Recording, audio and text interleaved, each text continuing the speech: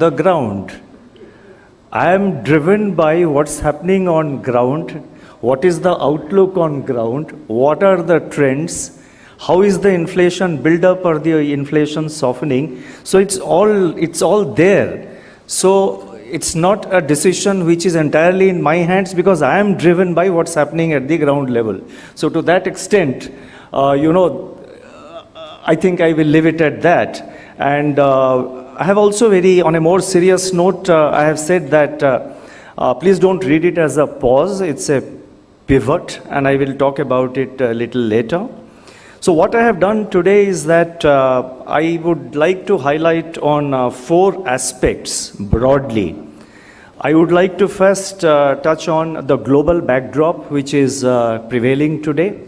Then I will talk about the domestic growth scenario. Sanjeev has already touched upon it quite a bit. I'll talk about the inflation and our approach. Then I will also generally talk about the policy approach of the Reserve Bank of India, because Reserve Bank of India, as you know, is not just a monetary authority. It has got multifarious responsibilities as a banking sector regulator, as a financial sector regulator, as a payment and settlement system regulator, and a host of other functions. So let me first start with the global backdrop. As all of you are aware, and as all of us are aware, the global economy is facing headwinds from the lingering geopolitical conflict, elevated inflationary pressures from across countries, and tighter financial conditions on the back of monetary policy tightening by major central banks across the world. The IMF's World Economic Outlook of April 2023 projects global growth to decelerate from 3.4% in 2022 to 2.8% in 23, before rising again to 3% in 2024. The economic slowdown is, however, concentrated in advanced economies, with Asia-Pacific region expected to contribute about 70% of global growth in 2023. And according to the same estimates, India will contribute about 15% to global growth in the current year. Financial markets remain volatile as uncertainty over future monetary policy path is keeping market sentiments on the edge.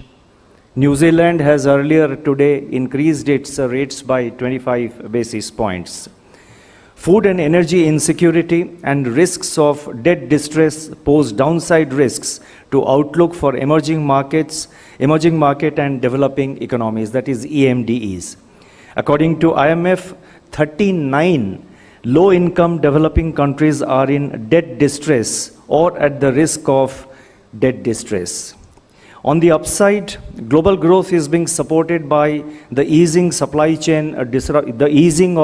supply chain disruptions, gradual normalization of energy and food markets, easing commodity prices, and reopening of the Chinese economy. Global inflationary pressures are also showing signs of abatement, although they remain well above the target in most of the countries. Central banks across the world have continued to tighten monetary policy, though at a much slower pace relative to the aggressive 75 basis points rate hikes which we witnessed in 2022, while some central banks have even taken a pause in their recent meetings. We have a case of Canada which took a pause and then again went for an increase. So therefore, global monetary policy is still settling down because the inflationary conditions are fast evolving. And all central banks are watching it with what I call an Arjuna's eye, or what others call a hawk's eye. As central banks raise interest rates rapidly to contain inflation, fault lines emerged in banks and non-bank financial intermediaries. The resilience of the global financial system has been severely tested in the recent times, following the banking sector turmoil in the United States and in Switzerland. Naturally, it resulted in financial stability concerns, not only in those countries, but all around. Quite Naturally, the outlook has been adversely impacted, particularly in the advanced economies. The proximate cause of this banking turmoil in the United States and Switzerland in March 2023 is a confluence of rising interest rates, unrealized losses in debt securities portfolio, and other idiosyncratic risks. Coexistence of high inflation and banking stress is complicating the responses of central banks as they face a trade-off between the risk of either straining financial markets or having to tolerate longer periods of high inflation. Amidst these global uncertainties, the Indian banking system remains stable and resilient with strong capital and liquidity positions, improving asset quality, better provisioning coverage, and improved profitability. Let me now turn to the domestic growth scenario. Sanjeev has already touched upon it, as I said. For the current year, for the year that has just ended, that is 22-23, the estimates are that it will be 7%. But there is a possibility that it could be even more. The data will come at the end of this month. According to all the recent trends, it will not be a surprise if the GDP growth of last year comes slightly above 7%. But let's stick to 7% for the time being. And the trends, the fourth quarter trends in particular, it initially appeared in the third quarter that there was a pent-up demand which was supporting economic activity. But all the economic indicators in the Q4 of last financial year, they saw that economic activity sustained momentum, and in fact, all the fast move, high frequency indicators, about 70 of them which we monitor in the Reserve Bank of India, almost in all of these high frequency indicators, the momentum was maintained in Q4. So therefore, I will not be surprised, we should not be surprised if the growth is slightly more than 7%. For 23-24, we have given a figure of 6.5%. And we have said that, with lot of, we have done our internal analysis. Of course, the IMF and other international institutions have given lower projections. For instance, the IMF projects it at 5.9%. But we derive confidence at this point of time from the fact that agriculture has done well, and we are assuming a normal monsoon. Services sector continues to perform very well. In fact, as you all know, although merchandise exports decelerated slowed down, moderated last year and have moderated, it is the services exports which have really gained further momentum. So agriculture has done well. Services sector on the whole is doing well. The capex and the infra spending by the government has also picked up with, again, large provisions in the budget for capital expenditure by the government. There is evidence of revival of private investment also. We notice it in certain sectors, particularly steel and cement. Your members of CII will know better. Capacity utilization in the manufacturing sector, according to RBI's latest survey, which we have published, is around 75%. But I am told that the CII's survey shows that capacity utilization in manufacturing sector is even higher.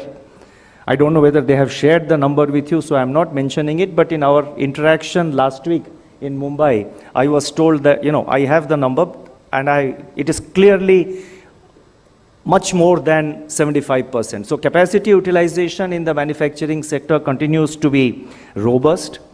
Credit offtake in banks also is remaining quite resilient. It's about 15.5% credit growth according to the latest data. Over the last 1 year, we see credit offtake, the banking sector credit, I'm talking about bank credit. The growth is about 15.5 to 16%. The latest number I have is 15.5%.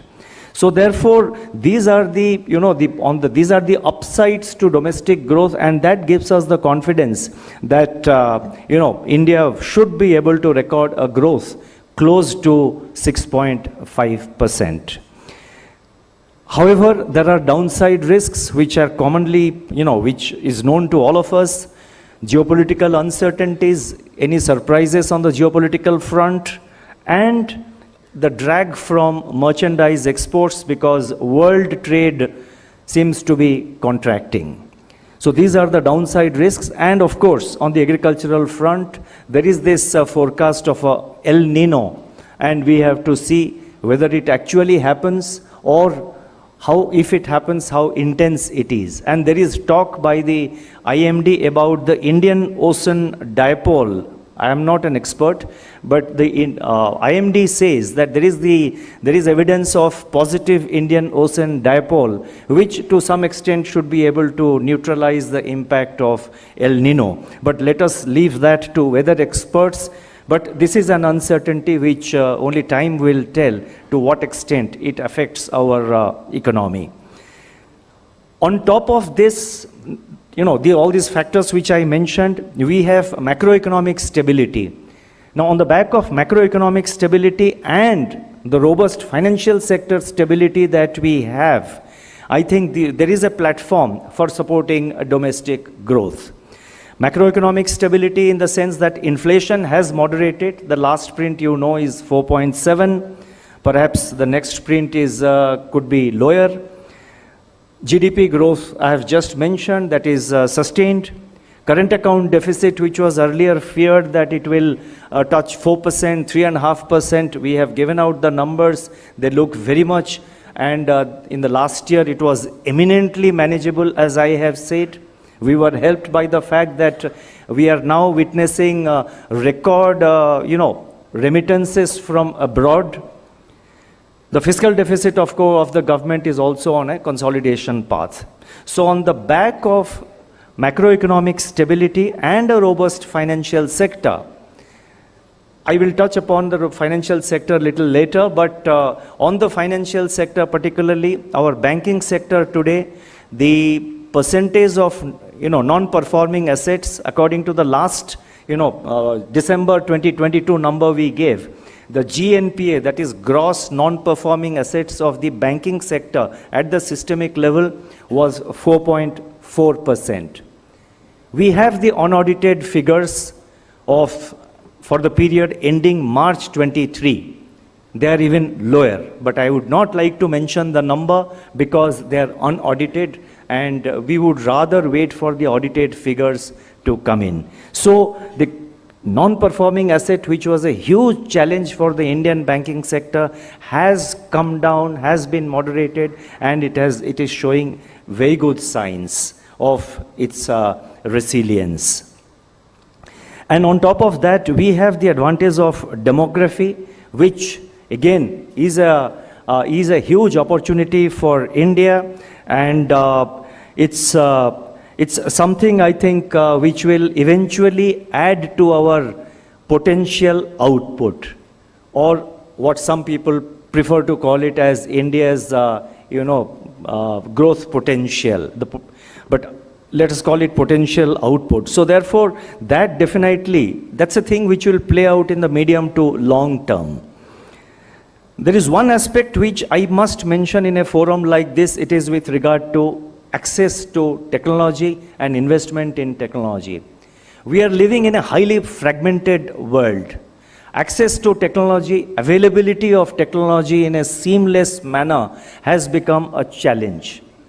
In this matter, the world is no more flat. Technology has become difficult to access. There are barriers, there are restrictions to get technology, and it's not flowing freely across boundaries. So therefore, while I think it's for the industry also, apart from the various other authorities, I think it's for the industry to play a primary role and to have access, to work out access to that technology. And what's even more important, I think as a country we need to invest more in technology.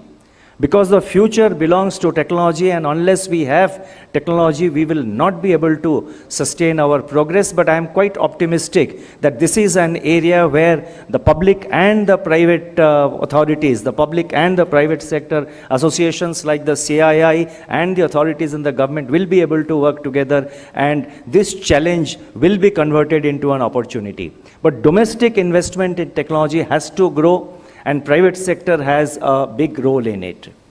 India demonstrated that in the context of COVID, when the vaccines were produced within the country, and a population of 1.4 billion was vaccinated in India, perhaps the highest vaccination that was done world over. And I think we have the capacity, we have the potential, but this is something which I would particularly in a forum through the CII, I would like to appeal to the members of CII to focus on this aspect, because this is something which India needs to sustain its growth. The third aspect I wish to talk about is with regard to inflation. Now, inflation has moderated, but there is no room for complacency. Let me just touch upon our, the inflation path that we went through, the challenges that we went through over the last 1 year. In February last year, the outlook was very benign. We assumed that inflation will come out. Inflation will sort of moderate. But then we had the big surprise from the Ukraine war. Nobody expected the Ukraine war to sort of really happen, and to sort of with such intensity.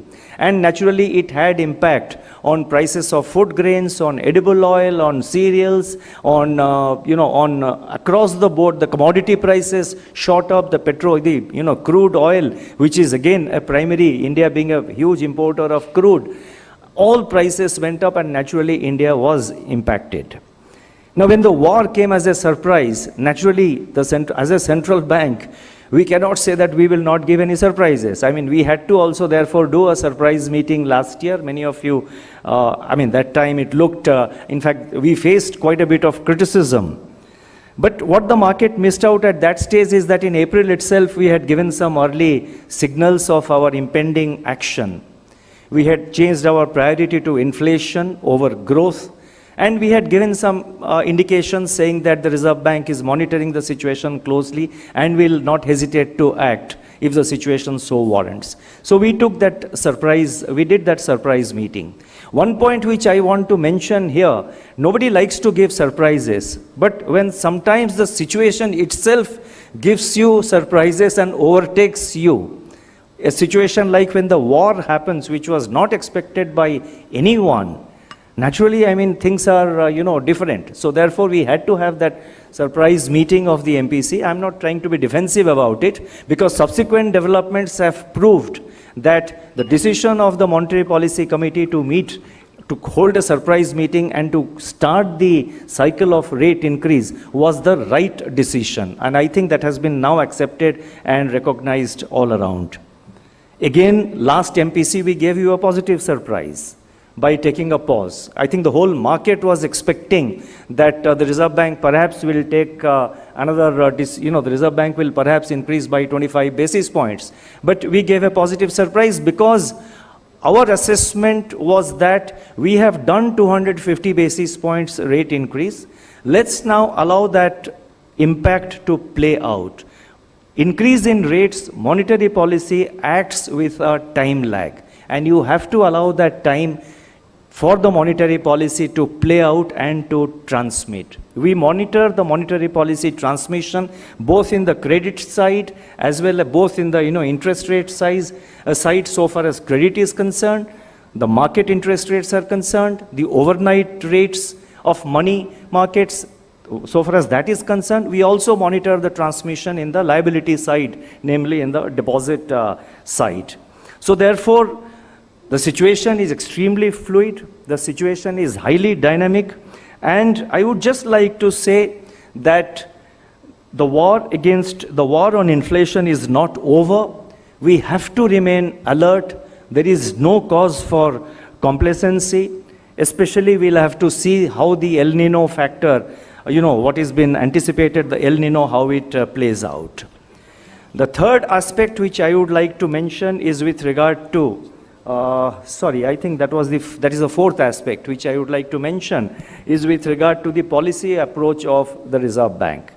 Now, our endeavor, especially over the last 3 to 4 years, when we have been confronted, like the entire rest of the world, we have been confronted with huge uncertainties. We have been confronted with black swan events, one after the other.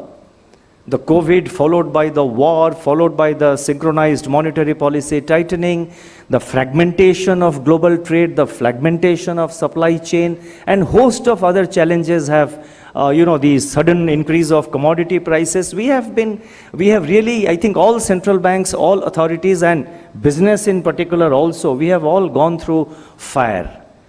And in times like this, it's very heartening to note that the Indian business has responded with resilience. The Indian business industry and business on the whole has utilized this opportunity, utilized this challenge to improve, to strengthen its inherent resilience. When we undertook many liquidity infusion measures, we saw a clear evidence of companies, big and small, deleveraging themselves, using the liquidity available in the market, using the benign liquidity conditions.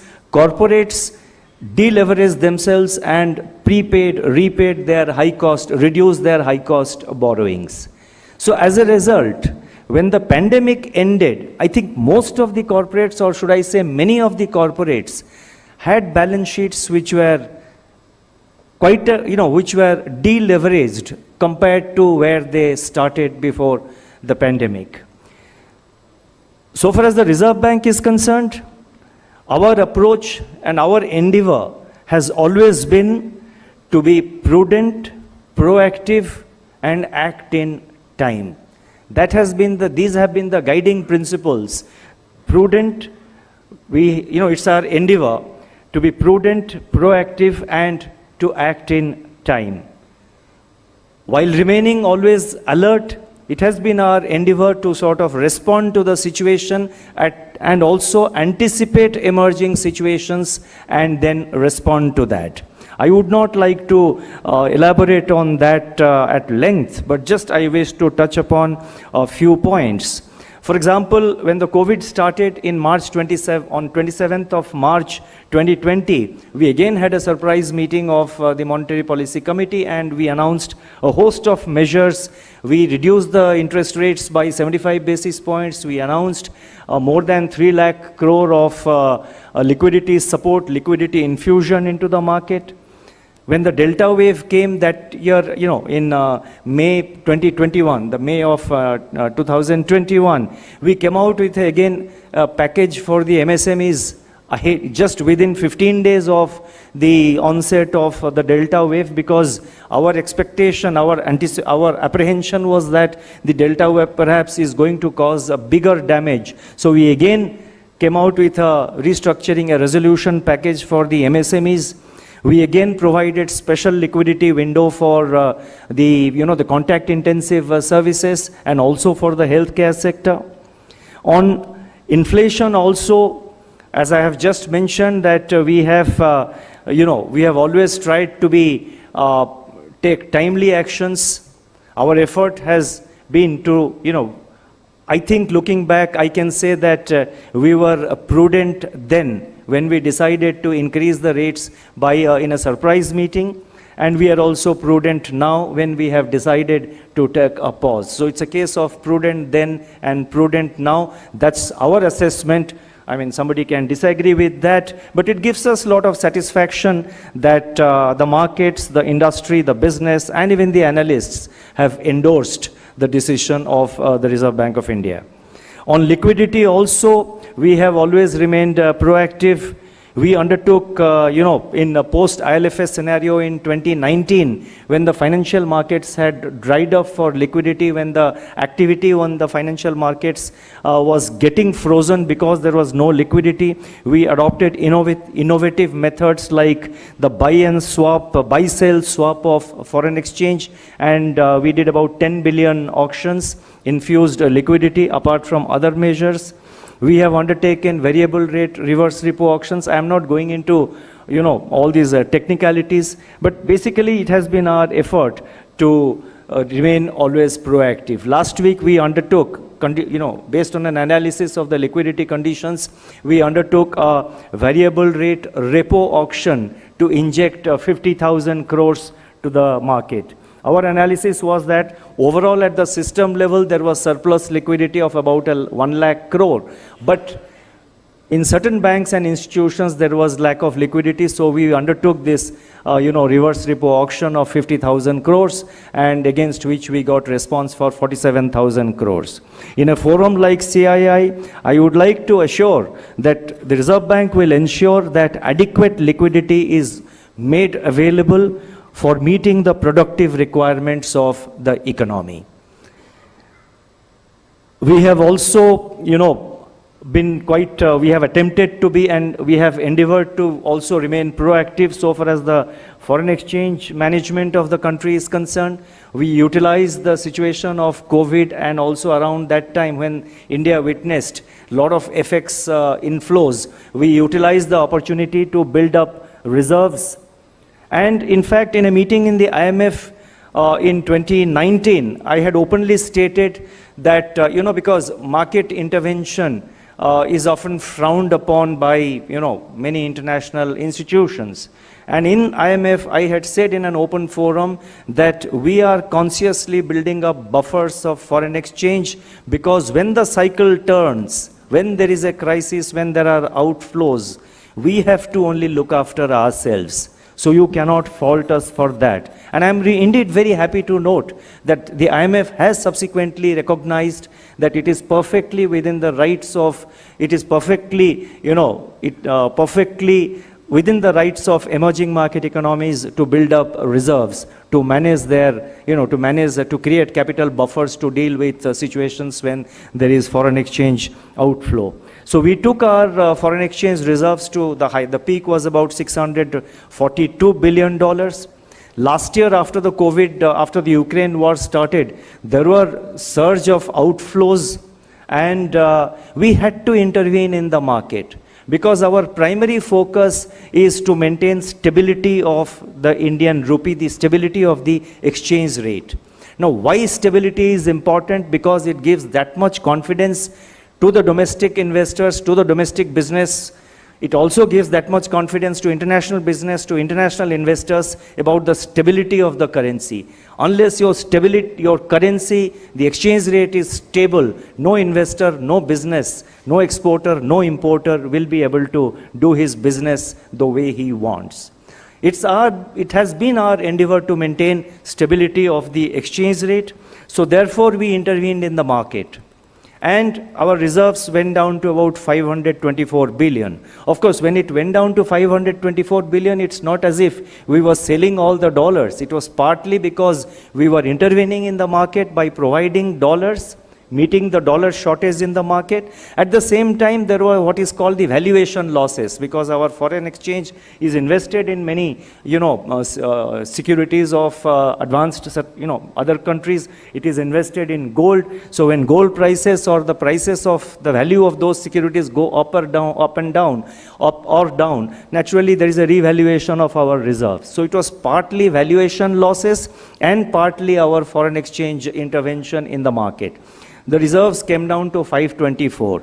There was criticism that the Reserve Bank is splurging. This was the word used by certain sections, that Reserve Bank is mindlessly splurging dollars.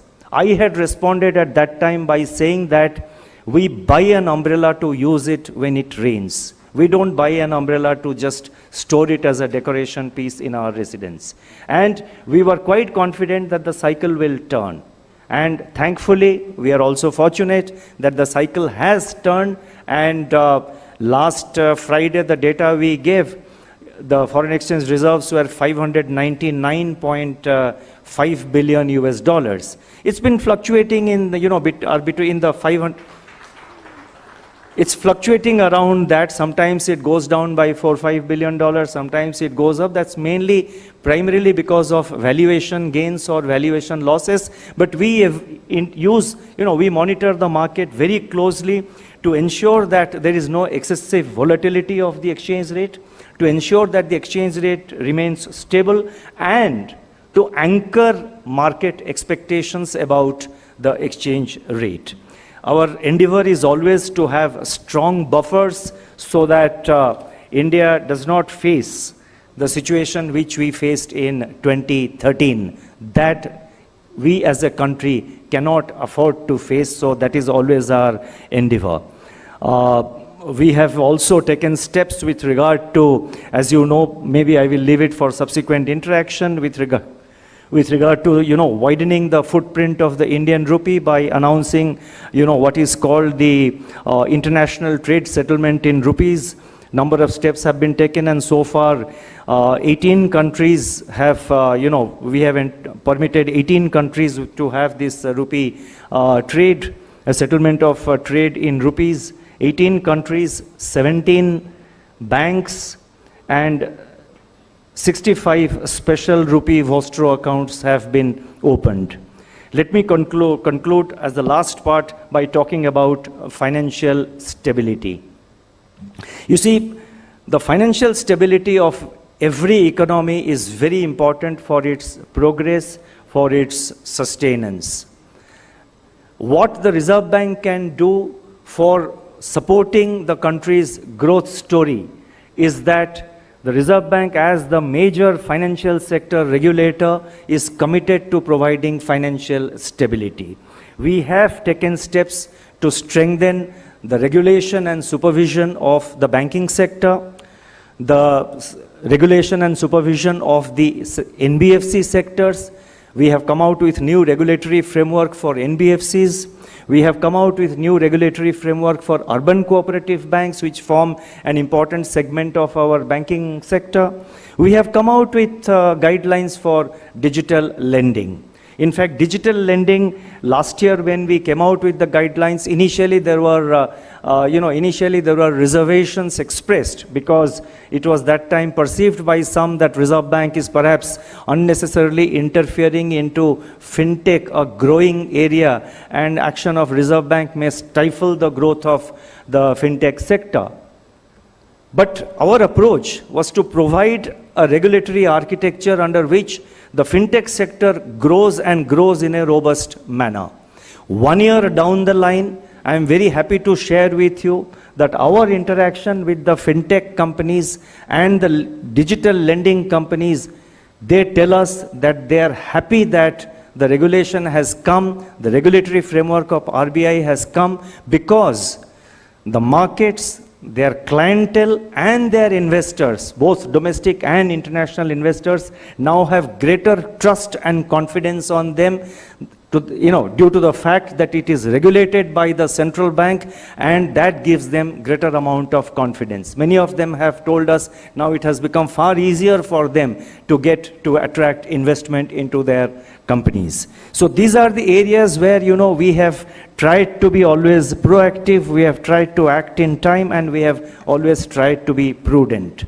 Prudence for a central bank has to be the underlying theme, because we have to ensure long-term financial stability of the system.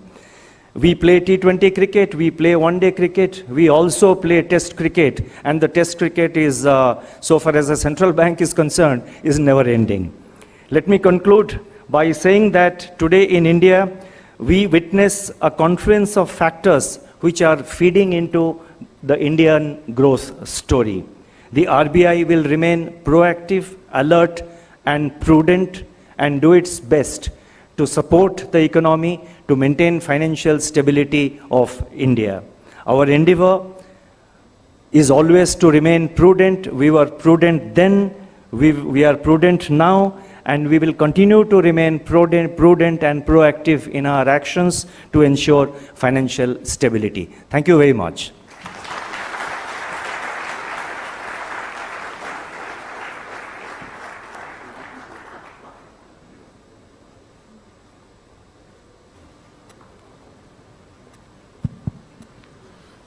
Thank you, Governor, for that very well-rounded discourse on the economy and the broader role that RBI has played in the last few years and the role that it plays.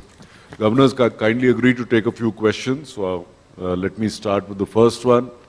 And Governor, this is from my own sector, that's financial services, because after tomorrow I go back to my job that pays me my salary. My question is that if we look a little longer into the future, we all over here agree that India has tremendous opportunity to build its economy towards that of a developed country. In this, what would be your own advice to how we can build a robust domestic financial services sector to support the real economy in that growth in the coming, say, decade?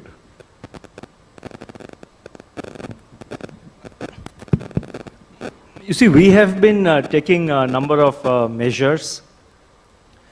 The regulatory measures I don't want to again list out, but one thing which I would like to mention, and I have talked about it elsewhere also, is that we have significantly deepened our supervision of the financial sector, whether banks, whether NBFCs, and whether the cooperative banks or the various digital lending activities. Our supervision today has become much deeper. We are now undertaking unconventional and innovative things like, for example, for the first time we held a meeting of the public sector bank directors. There were 116 of them. All public sector bank, directors, all directors of all the 11 public sector banks were present. We had a day-long conference with them.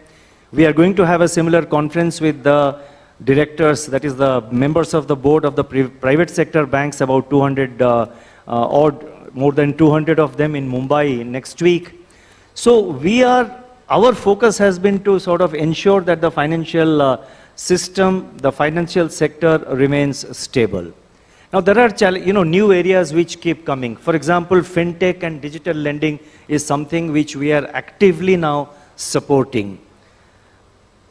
We are also doing things like, for example, with regard to digital lending now, with the help of our RBI Innovation Hub, we are now running pilot projects for, end-to-end digitized KCC, that is Kisan Credit Card loans to small farmers. The pilot is already in operation in the states of Madhya Pradesh and Tamil Nadu. We are going to start similar pilots in other states. And these are the kind of innovative products which we are launching. We have launched the pilot in the central bank digital currencies, and there are many learnings from that experience, and based on that we are fine-tuning our CBDC architecture. In fact, the chief of the Bank of International Settlements, he was here for the G20 meetings G20 meetings of the finance ministers and central bank governors earlier this year in February, I think it was. It was in February, isn't it? Yeah, it was in February. So there we were showcasing our CBDC, the central bank digital currency, that is the e-rupee. So he saw this and he has said it on record, on media, that it's excellent product, it has been designed very well, but the only thing he said he was missing was the smell of a new currency note. So CBDC, e-rupee is something which we have introduced. Digital payments we are supporting in a great way. I'm very happy to share with you the total number of digital transactions, which were about 2.28 crores per day. Yes, 2.28 crore digital transactions per day was the situation in 2016. The latest data which I have with me is that it is 37.75 crore transactions per day. 37.75, you can say that about 38 crore transactions per day is the digital transactions. And within that, UPI, which was launched in 2016, has records a daily transaction of nearly 29.5 crores. It's a daily transaction. So we are trying to extend support in every measure, but I think, it's a question of, I mentioned about a confluence of factors. Each supports the other. So, government policies, capex, financial stability by the central bank, industry has to show greater confidence. I mean, you are the best judge. I am no one to advise you about your investment plans. But I think, given the confluence of factors that we have in India, I have confidence that Indian industry will respond and rise to the occasion and support Indian growth story and will play its role as a major stakeholder. Thank you for that. Let me now request CB to take the discussion forward. Thanks. Governor, just a few questions from the floor, and from in the interest of time, we'll take 2-3 questions at one time. One go, and we'll try and take two tranches or so. Yeah. Go ahead. Yeah. So first, I'll request Dinesh and then the Vice President Sanjeev Puri to ask a question. But you spoke about internationalization of the rupee, and what do you see as the risk factors in that, and what is the type of mitigation that you are really working on in terms of the risks that you are seeing when you talk about internationalization of the Indian rupee? So I'll put that and maybe turn to Dinesh. So to add my question, considering the overall return expectation scenario, how do we look at the regulations from a overseas funding for the growth which is required, as well as the domestic funding? I think we spoke about corporate growth. And if you look at both from an infrastructure side and from the capex for the future, how do you see regulations being more innovative or being more supportive for both domestic capex and overseas funding coming in here? Governor, first, may I also congratulate you for the very pragmatic and timely interventions in this very complex and dynamic situation that's added to the resilience of the economy. And you have very rightly articulated the risks, and I want to just focus on one very important, which is structural, which is the climate emergency. And there is a whole, the transition is a challenge for India, because there is not only growth, there is also transition, and added to that is also adaptation, because temperatures are not going to suddenly fall. It will take several decades by the time it falls. And in that context, green finance assumes great importance. So what are your, it'd be good to hear your perspectives on the possible pathways, both from domestic mobilization, banking and other channels, as well as external mobilization. Green finance. Thank you. First, addressing Chandrajit's question. You see, internationalization of the rupee is a process. It's not a target. It's a process, and we are working towards that. It's directly linked to the volume of our world trade. It's the volume of our imports and exports together. Our share of world trade, what is the size, what is the magnitude of our, what is the size of what is India's share of the world trade? That is a very relevant factor. And here, as you know, India's export numbers are really rising very fast. And despite some moderation in the merchandise exports, services sectors have done better than anticipated. So therefore, our export sector is very important. It is growing, and it needs to grow even more. And I think government has announced a very optimistic, not optimistic, a very strong target for the current year, and there is no reason why it cannot be achieved. Last year's number was achieved. This year's number, I am quite confident that they will achieve it. So India's share in global trade has to rise. Now, the difficulties and the risks which you are pointing it out, it first depends on individual exporters and importers, because ultimately somebody is importing, somebody is exporting. So they have to first evaluate their, risks. So far as the central bank, the Reserve Bank is concerned, we analyze each country. There is a specific analysis, country by country we make analysis, and then the permissions are given to undertake this rupee settlement of international trade. Now, there are countries which have trade surplus with us. And when they hold excess rupee in their Vostro accounts in India, what does he do with his surplus rupees? So we have said that that can be invested in India, in the GSEC, in the T-bills, in other investment, in other investment avenues. The surplus rupee which they are holding, that can be invested here.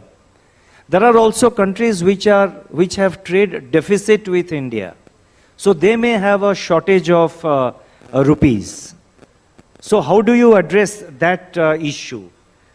So that also is now under examination. We are examining various options, and we will deal with it. So on a country by country basis, we analyze, we evaluate the risks. Obviously, this is done with great amount of consultation between the RBI and the government. There has to be consultation between the government and the RBI on these matters, and that is how we are moving. As I said, we weigh all the risk factors and then we move forward. Now, with regard to the foreign investment, whether FPI or FDI, as you know, the FDI regime is now almost completely liberalized. So far as FPI is concerned, we have set certain prudential limits for FPI inflows, but the actual inflows are lower than that. And in the month of May alone, contrary to the picture that prevailed, I think in the month of May alone, I don't have the numbers right away, but in the month of May alone, the FPI inflows have shown again a positive trend. They have shown an uptake. It is ultimately the confidence of the foreign investor in Indian markets. If you look around today, where will the international investment go? There are few opportunities available. Emerging market economies are definitely an attraction. And within that, I think India is definitely on the top. So we this year expect the inflows, the FX inflows, to be maintained, to be sustained. But naturally, we would be, it's always desirable that you have more, you have more durable kind of liquidity, durable kind of FX inflows, investments which come in the form of FDI or with long-term stake. That is always good. But I think Indian economy has now reached a size and strength where, even the short-term flows this way or that way are quite manageable. But ultimately, it's a question of the confidence of international investors. If we continue to provide, and we are providing, if we continue to provide macroeconomic stability, financial sector stability, exchange rate stability, I think this would be a confluence of factors which would attract foreign investments. And coming to the climate issue, we came out with a discussion paper on climate change, and this is on top of the G20 discussions. In fact, central banks are also increasingly turning their attention to the climate issues. There are central banks even today which take the view that it's for the government to really do, to focus on the issues of climate change. But we are of the view that central banks have a role. We are not trying to do what the government alone can do. I mean, that's not our area. But talking about climate change, talking about green finance, the central banks will have to ensure that there is proper taxonomy, that there is avoidance of what is called greenwashing. And precisely because of this objective, we have laid down the guidelines for green deposits. In fact, somebody asked me, what is the purpose of green deposits? I mean, after all, people are putting money in banks. They will continue to put money in their deposits. What is how is it relevant or important to have a separate guideline for green deposit? Now, that is because when you have a central bank defined framework for green deposits, the investors who are interested in supporting green finance, they will feel confident. It will give them that much confidence to put their money on those instruments. It also will prevent greenwashing. It will also assist the process of a proper taxonomy with regard to, what is green finance and what is not. And also there are issues like when the lenders do financing for any project, what are the climate risks of those projects going forward, whether that business will survive beyond 10 years or it is for the next 5 years. What are the climate related challenges which a business has? That also every lender, whether it is a bank or a non-bank finance company, every lender has to make his assessment as a part of his appraisal. He has to factor in the medium and the long-term impact of climate change on projects or activities which he is financing. Thank you. Though we are a little overshot on time, if we can take one round from the... So we have three requests from the floor. One, Dr. Naushad Forbes, second, Vinayak Chatterjee, Janmajaya Sinha, and Mr. Jamshid Godrej. So in that order we'll go. Naushad.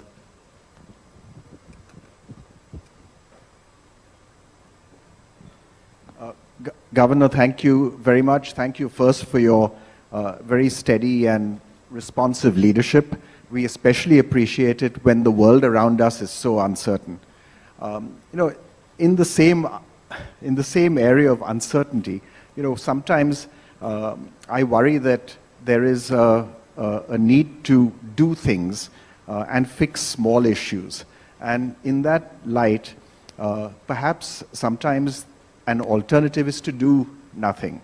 So for example, if you take the 2,000 rupee note removal from the economy, circulation had come down quite substantially. It had dropped to about a third, I think, of what it was in 2017 in an automatic way as the RBI had stopped printing notes. So did one consider the alternative of simply letting that decline continue to happen in a natural way as opposed to saying, look, let's withdraw it from circulation? And second, also with the LRS limits. The LRS has been a very positive development for us as an economy and us as individuals who travel a lot overseas. And I wonder whether one could simply, sometimes these are issues that need to be fixed, but the doing nothing alternative sometimes only fosters greater certainty, fosters greater confidence that one doesn't need to deal on a personal level with some of these things that come along and suddenly you have one more thing to worry about.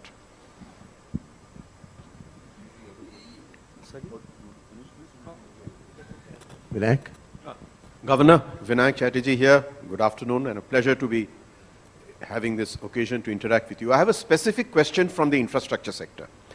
2 years ago, the finance minister announced in her budget speech about the launch of a new product called surety bonds.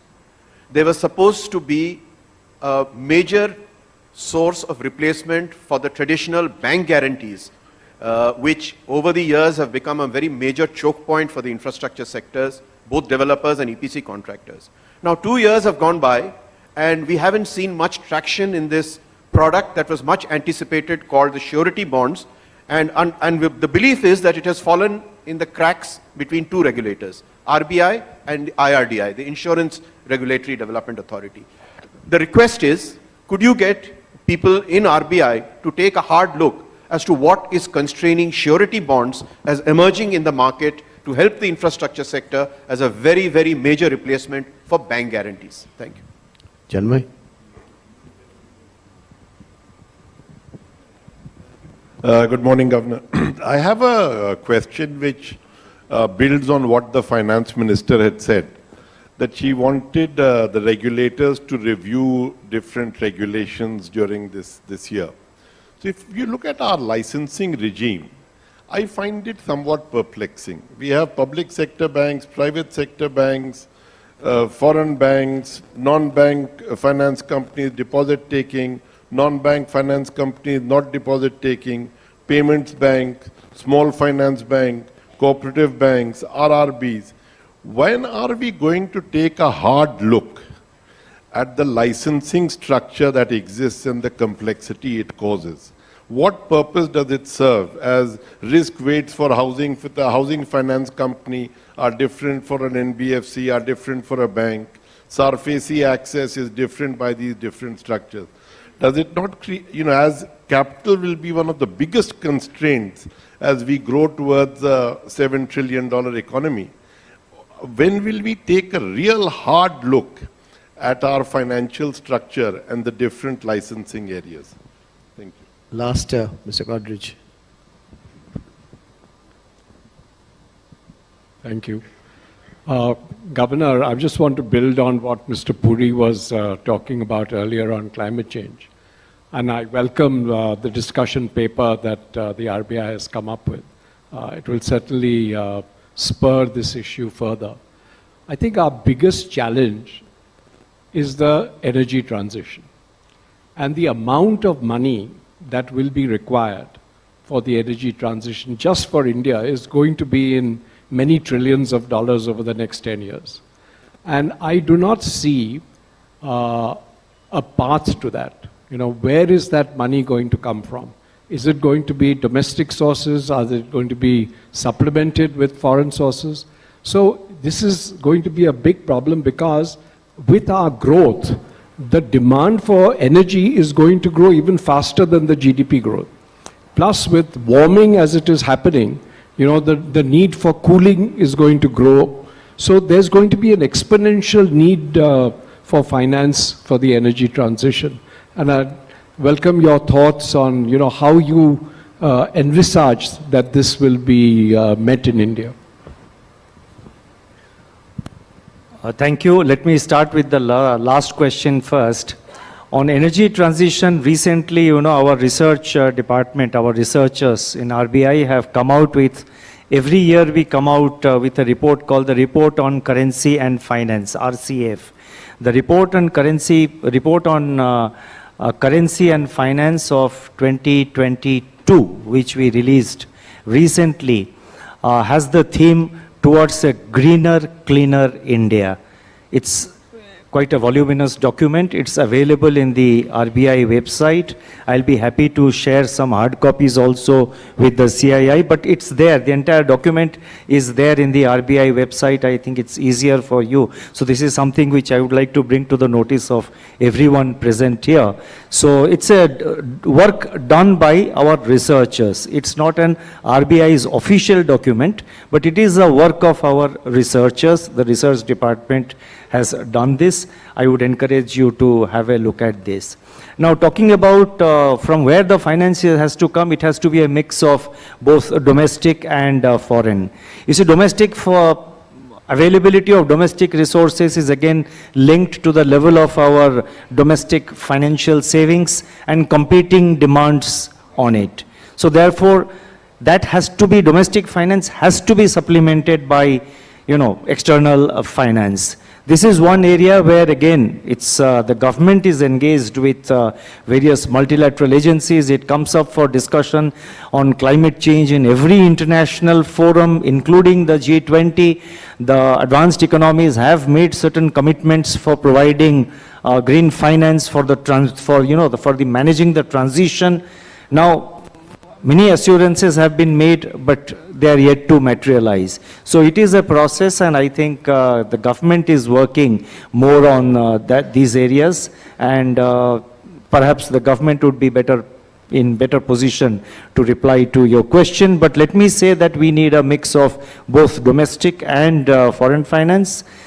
So far as the regulator RBI is concerned, with regard to the regulations, we are willing to sit across, we are willing to discuss with every stakeholder in the economy, consider every suggestion as to what would encourage more of green investment into the country from abroad and what would generate more investment within the country. We have an open mind on this issue. If you have thoughts or suggestions, we are willing to engage with you and take them forward.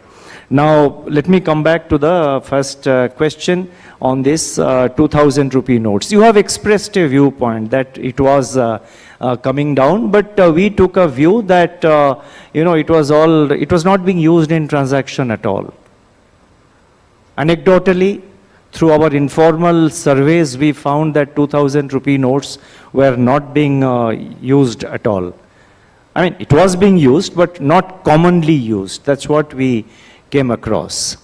And having that kind of a note in circulation, and also this was introduced for a specific, primarily for the purpose of putting back, replenishing the system with the value of the currency which got, whose legal tender status was withdrawn. And that purpose was fulfilled 5 years ago. And it was not commonly used in transactions. These are reasons which we have stated in our press note. Perhaps your concern comes from the fact that we have given 30th September as a deadline. And, if we had simply made an announcement that you return, it could have happened. That is what you were saying. But in any process, unless there is a timeline, I said it, in fact, exactly, in this hotel 2 days ago, in my interaction with the media, I have already said that in any process, unless you give a timeline, it's not effective. So you need to give a timeline, and we have given sufficient time. Yesterday there was no crowd anywhere. And we are monitoring the situation regularly. I don't think there is any concern or any major issue which is coming up, and the trade and the business activity is going on. But this note was also, had completed its life cycle. So you have expressed a view, but in our assessment, we thought that the purpose has been fulfilled. It's not being used in transactions. It has done its life, completed its life cycle. So it was time to take out that. And any high denomination currency just remaining here and there, it has other collateral, it can create other collateral issues.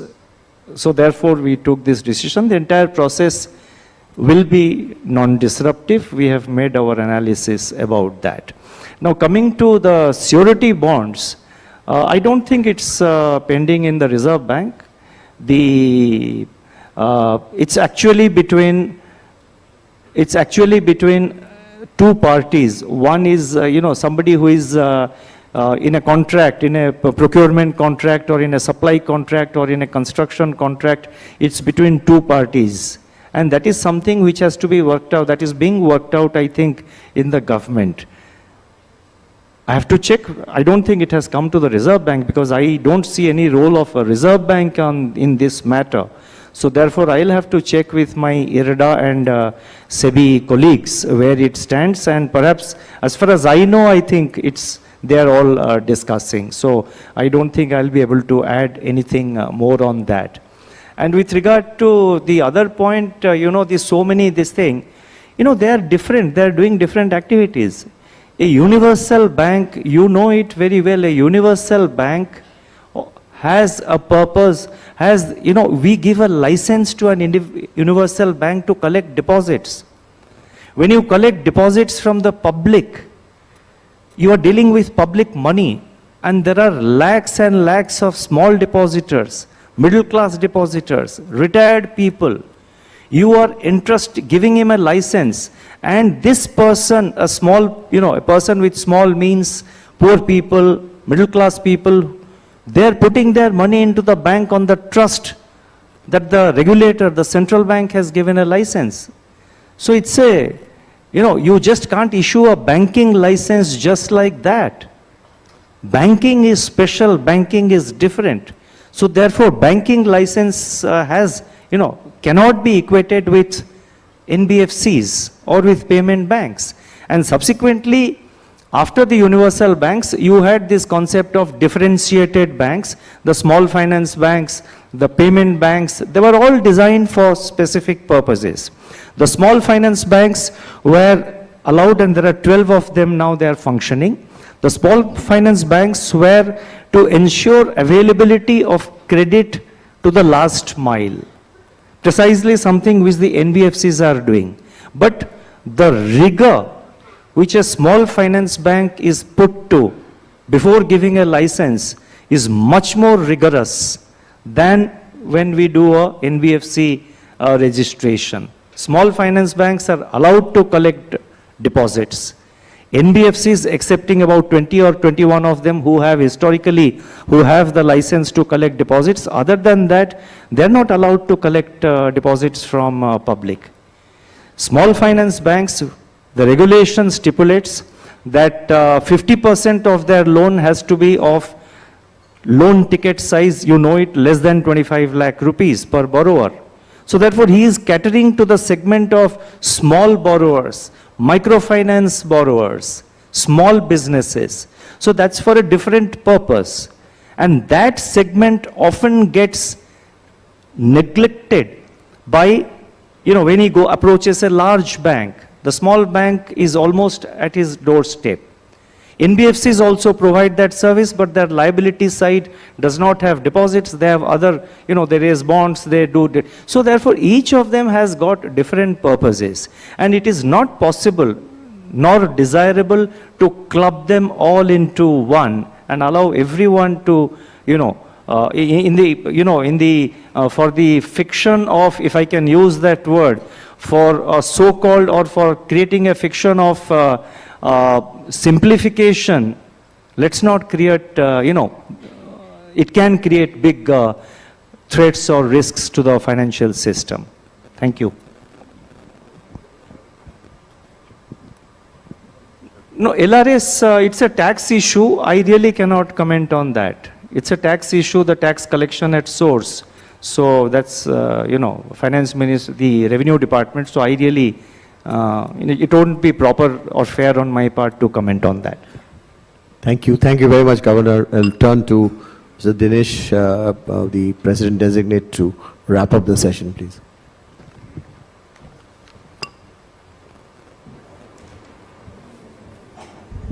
Thank you, CB. And Governor, thank you so much for your very comprehensive and full coverage and spending time with us. Having known you for more than 2 decades, I do understand that you do understand each of the nuances of the Indian economy and the work which has been happened here. As I mentioned, I think you have been the envy of many international governors in how you have managed this sector and our ability to grow. I think we do note the 3 messages which you left with us, that as corporates we will need to continue to invest on the technology side, not just acquisition, but also making sure we have the necessary funding for that. We thank you for confirming that the liquidity would be a focus area for you, for corporates to be able to grow. And most importantly, that we have very safe hands taking care of the macroeconomic stability of the economy being supported by you. We do assure and very much look forward to working with you in continuing the growth journey, which I think all of us are proud of. And while we did hear you say that you are not the person determining the pause or the various changes, we do very much look forward to more positive announcements coming ahead in the future. Thank you once again for the time and sharing the insights with us.